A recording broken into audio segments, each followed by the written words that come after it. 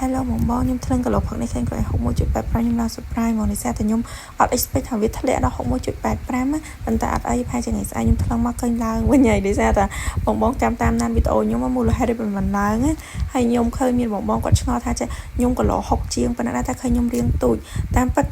មកពីខ្ញុំខ្ពស់ហើយបងបងខ្ញុំ 1m72 73អញ្ចឹងវាសាក់ប្រហែល1គីឡូរបស់ខ្ញុំ62 63អីហ្នឹងប៉ុន្តែខ្ញុំចង់ឲ្យបាននៅសល់58ដើម្បីបានដល់គោលដៅរបស់ខ្ញុំណាហើយថ្ងៃនេះខ្ញុំបានញ៉ាំកាហ្វេញ៉ាំអីដូចរាល់ដងអញ្ចឹងហើយខ្ញុំធ្វើ fasting 23លើ1ជ្រើសរើសញ៉ាំអាហារគោតែម្ដងឯងហើយខ្ញុំមុននឹងខ្ញុំញ៉ាំអាហារគោរបស់ខ្ញុំមានផ្លែឈើដើម្បីជួយទប់មុនដំបូងសិនណាអញ្ចឹងខ្ញុំញ៉ាំមុនដំបូងផ្លែក្រូចផ្លែអីទៅហើយថ្ងៃនេះទៅទិញកាហ្វេគេឈ្ងុយអាសាំងវិចគៀបរបស់គេហ្នឹងហ៎